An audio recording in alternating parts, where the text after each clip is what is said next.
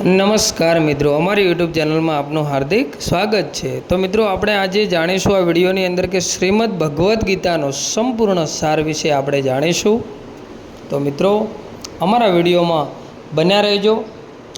મેં શ્રીમદ ભગવદ્ ગીતા ત્યાં સુધી નહોતી વાંચી જ્યાં સુધી મને એ જ્ઞાન ન હતું કે આપણે સૌ એક આત્મા છીએ અને આ જિંદગી આપણી આત્માઓ માટે એક પરીક્ષા છે। આપણી અંદરથી સૌથી સારા રૂપને બહાર નીકળવા માટે અને ભગવદ્ ગીતા પરીક્ષા પાસ કરવાનો એકમાત્ર મુખ્ય પુસ્તક છે શ્રીમદ ભગવદ્ ગીતા।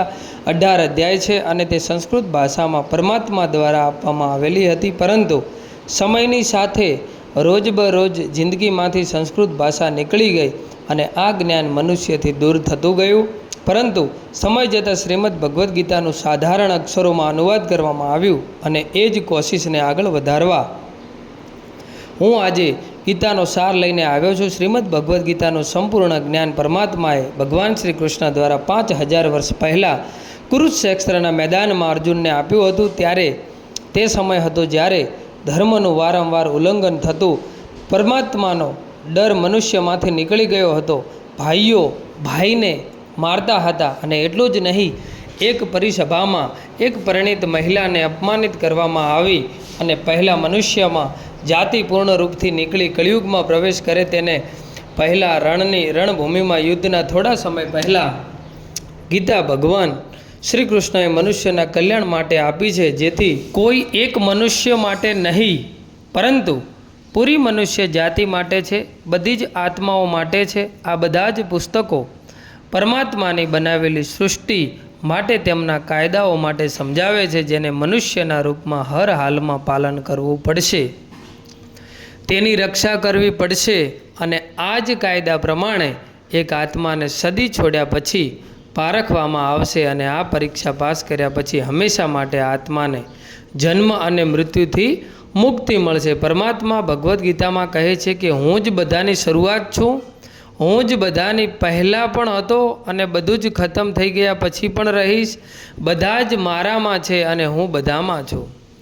જે તમે જોઈ શકો છો, સૂંઘી શકો છો, ચાખી શકો છો કે સાંભળી શકો છો, તે બધું જ હું છું। આ નદી, પર્વત, પહાડ, સૂરજ, ચંદ્ર, તારાઓ બધું જ મેં બનાવ્યું છે। મેં જ ભગવાન, શેતાના, રાક્ષસ અને મનુષ્ય બનાવ્યા છે। હું સર્વવ્યાપી છું, હું બધામાં રહું છું, બધામાં હું છું, હું છું, હું જ છું। હું જ બ્રહ્મા બનીને બધું બનાવું છું અને રુદ્ર બનીને બધું જ નષ્ટ કરી દઉં છું। હું આ પૃથ્વી આવી જ રીતે બનાવતો અને તોડતો રહીશ, કેમ કે આત્માઓને મોકો મળી શકે જન્મ અને મૃત્યુથી એક દિવસ મોક્ષ પામવાનો, હંમેશા માટે પરમાત્મા સાથે રહેવાનો। શ્રીમદ ભગવદ્ ગીતા કહે છે કે આ સૌથી મોટી મર્યાદાની પરીક્ષા માટે પરમાત્માએ પ્રકૃતિનું નિર્માણ 5 તત્વોથી કર્યું, હવા, અગ્નિ, જળ, વાયુ અને ભૂમિથી કર્યું, જેને આપણે જોઈને, સૂંઘીને કે ચાખીને સમજી શકીએ છીએ, પરંતુ પરમાત્મા આ 5 તત્વના ઇન્દ્રિયોની બહાર છે, જેને આત્મા ઇન્દ્રિયોથી નથી જાણી શકતી। આત્મા આ 5 ઇન્દ્રિયોની સાથે તેવી જ રીતે છે જેવી રીતે લોખંડનો રોબોટ તેને બનાવવાવાળાને કોઈ ખબર નથી।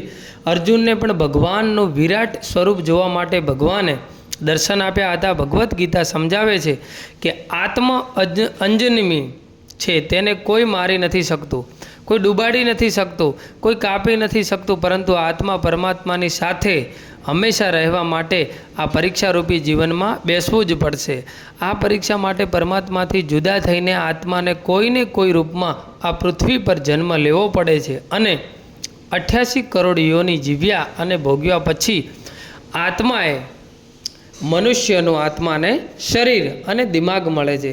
આ સૌથી મોટી મર્યાદાની પરીક્ષામાં બેસવા માટે દરેક મનુષ્યની પૂરી પરીક્ષા દરમિયાન અલગ અલગ સારી અને ખરાબ પરિસ્થિતિના ચક્રોમાં પોતાના જ ભાઈ અને બહેનો કે મિત્રો સાથે નાખવામાં આવે છે, જેથી દરેક મનુષ્યને પોતાની અંદર રહેલા તામસિક અને રાજસિક અવગુણોથી નીકળી સાત્વિક જીવનમાં પ્રવેશ કરવાનો મોકો મળે છે। આપણા તામસિક ગુણ એ છે જે આપણી અંદર ખરાબ ભાવનાઓ પેદા કરે છે અને પોતાને ઉદાસ અને નુકસાન પહોંચાડે છે, અને આપણા રાજસિક ગુણ એ છે કે જે આપણને ઈર્ષાળુ અને લોભી બનાવીને બીજાને નુકસાન પહોંચાડે છે, આ પરીક્ષા દરમિયાન દરેક આત્માને પોતાની અંદર રહેલા તામસિક અને રાજસિક અવગુણોને ખતમ કરીને સાત્વિક જીવનમાં પ્રવેશ કરવો પડશે. સાત્વિક ગુણ એ છે જે આત્માને પોતાની આજુબાજુમાં રહેલી દરેક વસ્તુઓ સાથે જોડે અને તેને પ્રેમ કરતા શીખવાડે છે. પરીક્ષા દરમિયાન આત્માઓ અને જીવનના 4 સ્તંભ ધર્મ, અર્થ, કામ અને મોક્ષની સમજ મેળવીને જ મુક્તિ મળે છે. આ એ દ્વાર છે જેને સમજીને આત્મા પરમાત્માને સમજી શકે છે. પહેલો દ્વાર ધર્મનો છે અને સિંહ તેનું પ્રતીક છે. ધર્મ તે છે જે ગીતામાં લખેલો છે, વેદોમાં લખેલું છે, ગુરુ ગ્રંથ સાહેબ, બાઇબલ, કુરાનમાં પણ લખેલું છે. ધર્મ એ છે જે ધારણ કરેલો છે, જેને આપણું દિલ માને છે, જેમ કે ચોરી નહીં કરવી, ખોટું નહીં બોલવું, ભગવાનનો અનાદર નહીં કરવું, બીજાને નુકસાન નહીં પહોંચાડવું, એ જ સાચો ધર્મ છે. અને દરેક આત્માએ પોતાના જીવનકાળ દરમિયાન દરેક સમયે ધર્મનું પાલન કરવું પડશે અને તેની રક્ષા કરવી પણ પડશે. બીજો દ્વાર અર્થનો છે અને ઘોડો તેનું પ્રતીક છે. દરેક આત્માને તેના જીવનકાળ દરમિયાન પોતાનો હોવાનો મૂળ અર્થ સમજી આ જિંદગીમાં ભોગવવાવાળી ચીજો અને સંબંધોનો આનંદ લેશે. એક સારો ભાઈ, સારી બહેન, સારો પતિ, સારી પત્ની, સારો દીકરો કે સારી દીકરી બનીને આ દુનિયા સંબંધોમાં પાર ઉતરશે અને આ પરીક્ષાને પાસ કરશે. ત્રીજો દ્વાર કામનો છે. ભગવદ્ ગીતા સમજાવે છે દરેક મનુષ્યની અંદર કામ, ક્રોધ, લોભ, મોહ, અહંકાર, ઈર્ષા જેવી 6 ભાવનાઓ રહેલી છે જે આપણને અને બીજાઓને નુકસાન પહોંચાડે છે. જેથી આ ભાવનાઓ દરેક મનુષ્યએ પોતાના નિયંત્રણમાં રાખવી પડશે, કારણ કે આમાં થયેલું કોઈ પણ કામ જિંદગીભરની મુશ્કેલીનું કારણ બની શકે છે. ચોથો દ્વાર છે મોક્ષનો. અને મોક્ષનો દ્વાર એટલે કે હાથી દરમિયાન કંઈક જો જન્મકાળમાં પૂરી થાય અને અધૂરી રહી જાય, જેને પૂરી કરવા માટે આત્માને ફરીથી આ પૃથ્વી ઉપર આવવું પડે છે. ભગવદ્ ગીતા સમજાવે છે કે આપણી ઈચ્છાઓ જ મૂળ કારણ છે. આ પૃથ્વી ઉપર પાછા આવવા માટેનું જો આપણે કોઈ ઈચ્છા ન રાખીએ તો આ જન્મ અને મૃત્યુથી મુક્ત થઈ શકીએ છીએ. આ દ્વાર માફીનો પણ છે. જેને તમારી સાથે ખોટું કર્યું તેને માફ કરીને અને જેનું તમે ખોટું કર્યું તેની પાસે માફી માંગીને પણ મુક્તિ મેળવી શકાય છે. જ્યાં સુધી આત્મા આ 4 સ્તંભ ધર્મ, અર્થ, કામ અને મોક્ષને સમજી નહીં શકે ત્યાં સુધી આત્માને વારંવાર મનુષ્ય રૂપમાં આ પૃથ્વી પર આવવું પડશે. પરીક્ષાનો સમય પૂરો થતાં જ આત્મા શરીર અને અન્ય બધી જ વસ્તુઓનો ત્યાગ કરી દે છે જે પણ આ સંસારમાં રહીને બનાવ્યું હવે બીજા કોઈનું હશે, અને આત્મા તેના કર્મોનો હિસાબ માટે ચાલી જાય છે. આત્માના ખરાબ અને સારા કર્મોનો હિસાબ થાય છે. સારા કર્મો માટે આત્માને થોડો સમય સ્વર્ગ અને ખરાબ કર્મો માટે નર્કમાં ચાલી જાય છે. નર્કમાં આત્માને તેના પાપોની અનુકૂળ સજાઓ મળે છે અને સજા પતી ગયા પછી આત્માને ફરીથી નવું શરીર અને નવું દિમાગ મળે છે. આ મર્યાદાની પરીક્ષામાં ફરીથી બેસવા માટે અને આ બધું જ ફરીથી ધર્મ, અર્થ, કામ અને મોક્ષને સમજવા માટે દરેક આત્માને તેના જન્મના કર્મોથી કોઈક વખત સારી કે કોઈક ખરાબ અવતાર લેવો પડે છે. પરંતુ જ્યાં સુધી આત્મા પરમાત્માના યોગને નહીં સમજી શકી ત્યાં સુધી મુક્તિ નહીં મેળવી શકે.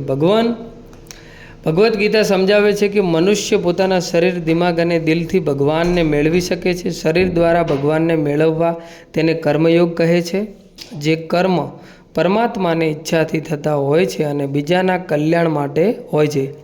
વાલ્મીકીએ રામાયણમાં લખીને શ્રવણે પોતાના માતા પિતાની સેવા અને 4 ધામની યાત્રા કરાવીને મધર ટેરેસમાં પોતાના પ્રેમ ભર્યા માધ્યમથી અને એડમ ક્યુરીએ વૈજ્ઞાનિક ખોજમાં પોતાના જીવનનું બલિદાન આપીને પરમાત્માને મેળવ્યા. ભગવદ્ ગીતા સમજાવે છે કે એક આત્મા દિમાગથી પણ પરમાત્મા સાથે યોગ લગાવી શકે છે, જેને રાજા યોગ કહેવાય છે. કેમ કે દિમાગ કે મગજ એ બધી જ ઇન્દ્રિયોનો રાજા છે. એક મનુષ્ય પોતાની આસ્થા, શ્વાસ પ્રણાલી, આસન, અભ્યાસ, સાધના કે તપસ્યા માધ્યમથી આત્મા પરમાત્માને મેળવી શકે છે. આ યોગને સમજવા માટે આપણી અંદરની એનર્જી એટલે કે ચક્ર અને કુંડાલીને સમજવું પડશે. આત્મા દિમાગથી ધ્યાન લગાવીને પરમાત્મા સાથે યોગ્ય લગાવી શકે છે. શંકરાચાર્ય, સ્વામી વિવેકાનંદ અને તેમના જેવા કેટલાક યોગીઓ આ રસ્તે પરમાત્મા સાથે યોગ લગાવી શક્યા. પરમાત્મા ભગવદ્ ગીતામાં કહે છે કે કોઈ આત્માને કર્મ ન સમજાય, ધર્મ ન સમજાય, યોગ ન સમજાય, પરંતુ તે મારી શરણમાં આવી જાય તો હું તેના બધા જ પાપ માફ કરી દઉં છું. પરમાત્માને આવી દિલની ઉડાણીથી બોલાવીને મેળવવાને ભક્તિ યોગ કહેવાય છે. ચૈતન્ય મહાપ્રભુ, મીરાબાઈ અને ભગવાન હનુમાન આ યોગનું સૌથી મોટું ઉદાહરણ છે. પરંતુ આત્મા પોતાના હોવાનું મૂળ કારણ ભૂલીને ધર્મનું ઉલ્લંઘન કરશે કે પછી પાપના રસ્તે નીકળી જાય તો તેને ઠીક કરવા પરમાત્મા પોતે આ પૃથ્વી ઉપર જન્મ ધારણ કરે છે. તો આવો આ શ્રીમદ્ ભગવદ્ ગીતાને સમજીને જિંદગીનો અસલી મતલબ સમજીએ. મિત્રો, આ વિડીયોમાં વધારેમાં વધારે લોકો સાથે શેર કરજો, જેથી તમને પણ સમજાય શ્રીમદ્ ભગવદ્ ગીતાને સંપૂર્ણ સાર. આવા જ વિડીયો જોવા માટે અમારી ચેનલને લાઇક, શેર જરૂરથી કરજો અને સબસ્ક્રાઈબ કરવાનું ભૂલશો નહીં મિત્રો.